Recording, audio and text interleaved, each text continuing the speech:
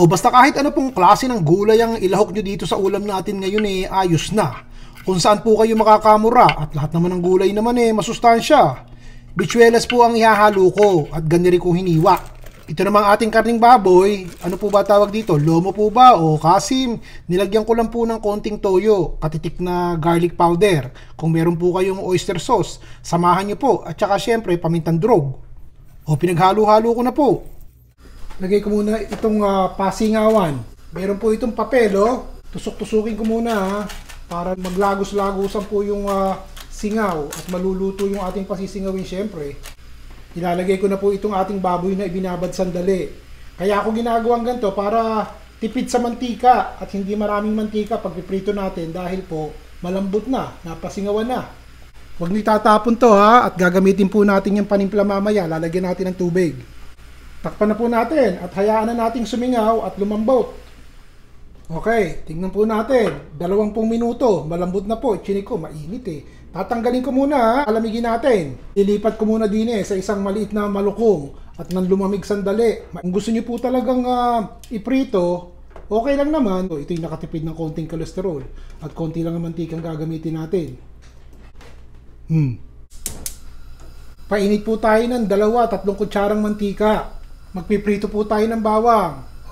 Dadamihan dapat yung bawang pero nakapagprito na po ako ng maraming bawang kanina. Papakita ko sa inyo dahil gagamitin po natin yun sa huli.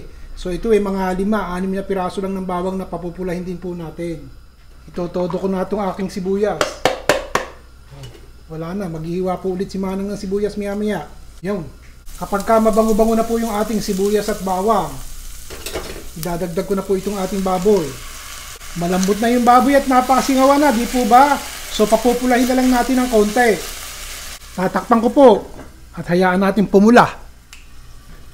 5 minuto lang po At mapula na yung ating baboy. Kung gusto niyo pa talagang papulahin, bahala na po kayo. Pero sa akin ayos na Lalagyan ko pa po ng konting oyster sauce. At baka hindi lumasa yung ating kanina, yung ating pinagbabaran Konting toyo pa. Kung meron po kayong Worcestershire, lagyan nyo po ng 1 kutsara. Kung meron lang. Ito po yung kabuti sa lata. Ay, parang mali yung ginawa ko. Nakasama yung tubig. Bahala na. Hindi dapat kasama yung tubig Pasensya na po. 2 kutsarang butter. Tunawin po natin yan. Halo lang ng halo. Tatakpan ko po at nang matunaw yung ating mantikilya. Ay, sandali po. Sasama ko na itong pinagbabaran. Lalagyan ko po ng mga siguro kalahating tasang tubig. At sayang din yun Yan po. Haluin nga natin ng konti para matunaw ng tuluyan yung ating butter. Makalipas po ang mga 2 minuto, lalagyan ko muna ng konting paminta ito pong bichuelas ilagay na natin para may konting gulay. Ganyan. Maganda rin. May berde Tsaka siling pula.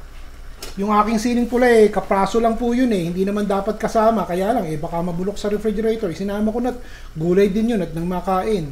Bago nyo po hanguin, lagyan nyo ng piniritong bawang. Ganyan lang. Sarap niyan. Konting halo lang at patayin nyo na po yung apoy. Tapos. Mga kaibigan, lalo na sa ating mga seniors, paalala lang po ang pagkain ng karning baboy, karning baka, lalo na yung may konting taba-taba katulad ng ulam na ibinahagi ko sa inyo. Hinay-hinay lang po Tapatan nyo lang ng mas maraming gulay sana. At kumain po kayo, may kasamang kanin.